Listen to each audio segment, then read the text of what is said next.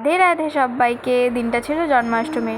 তো সকাল সকাল আমি স্নান করে চলে গেলাম ঠাকুরঘরে পুজো দিতে। আর এখানে আমি তুলসী থানে জল ঢেলে নিচ্ছি। এখানে দেখো কত ফুল। তো তারপরে আমি আমার গোপু সোনাকে স্নান করিয়ে দিলাম। স্নান করানোর পর ওকে গা মুছিয়ে দিয়ে একটু বসিয়ে ওকে গায়ে পাউডার লাগিয়ে দিচ্ছিলাম। তো তারপরে ওকে আমি সুন্দর করে জামা পরিয়ে দিলাম।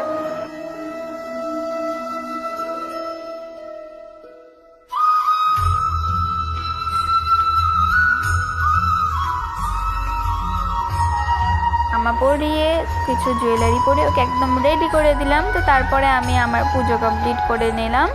আমরা ভেবো না যে আমি শুধু গোপুকেই পুজো দিয়েছি, আমি কিন্তু সব ঠাকুরকেই পুজো দিয়েছি, কিন্তু ক্লিপ নেওয়া হয়নি। তো তারপরে বাবার সাথে বেরিয়ে পড়লাম একটু বাজার করতে, কিছু কেনাকাটা করার ছিল। তো প্রথমে যাই একটু নাড়ুর দোকানে, আর এখানে কিছু ফল টল কিনে নিলাম। আর এখানে না আমি গোপুর জন্য একটা মুকুট বানাতে দিয়েছিলাম, সেই মুকুটটাই দাদাটা এখন বানাচ্ছিল। তো তারপরে দেখো আমি নতুন জামা বাজার থেকে কিনে এনে গোপুকে কি সুন্দর করে রেডি করিয়ে দিই। তো তারপরে আমি গোপুর পাশে বসে একটু ফেব্রিক দিয়ে ওর সিংহাসনে আলপনা দিচ্ছিলাম। আর গোপুর সিংহাসনটা সাজানোর জন্য আমি বাজার থেকে গাঁদা ফুলের মালা কিনে নিয়ে এসেছিলাম। আর আমি যখন বুঝতেই পারছিলাম না কী করে সাজানো যায়। তো ফাইনালি আমার সিংহাসনও সাজানো কমপ্লিট হয়ে যায়। তো তারপরে আমি দুপুরবেলা একটু রাধা সেজেছিলাম। এই যে দেখো আমি একটা গোপুর সাথে ফটো তুলছি, কিন্তু কোনো ক্লিপ নেওয়া হয়নি। তারপর সন্ধ্যাবেলা আমি গোপুর জন্য রান্না করবো বলে সব রেডি করে নিলাম। আর সত্যি কথা বলতে এর আগে কখনো আমি এইভাবে রান্না বান্না করিনি কোনো দিনই। আর মা যেহেতু পারবে না, তাই আমাদের পাশের বাড়ির ঠাম্মা এসে আমাকে তালের বড়া আর লুচি কটা ভেজে দিয়ে গেল, কিন্তু সব কিছু আমি জোগাড় করেছি। তো যাই হোক, আর দেখো গোপু সোনা ওখান থেকে বসে বসে দেখছে সব কিছুই। ওর জন্য পায়েসটা আমি নিজের হাতেই রান্না করেছিলাম। তারপর রাত্রিবেলা 12টা বাজার পর গোপুকে আমি পঞ্চমৃত্যু দিয়ে খুব সুন্দর করে স্নান করিয়ে দিলাম।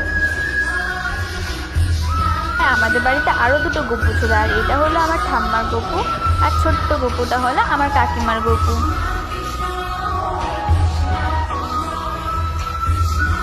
স্নান করে ওদের আমি সুন্দর করে নতুন জামা পরিয়ে দিলাম।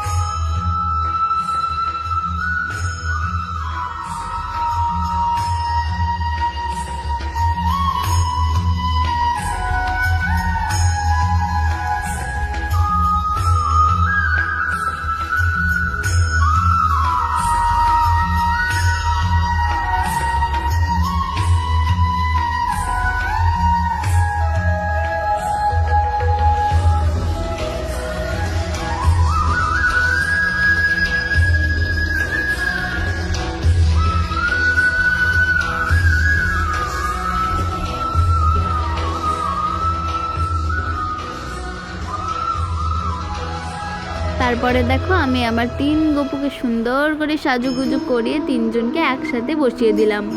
আর দেখো গোপুকে না আমার মা একটা রূপার বাঁশি এনে দিয়েছিল। তারপর আমি আমার গোপুদের সুন্দর করে ভোগ সাজিয়ে দিলাম।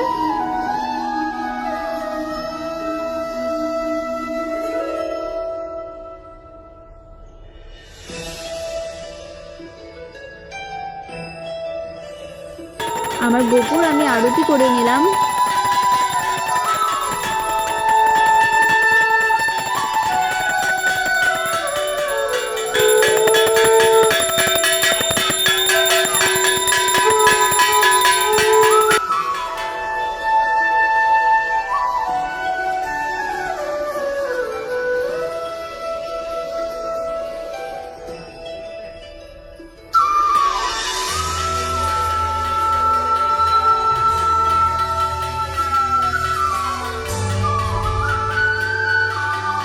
গোপুসোনাদের খাইয়ে আমি সেদিন ওইভাবেই রেখে দিয়েছিলাম, মানে সেদিন আমি ঘুম পাড়াইনি ওদের।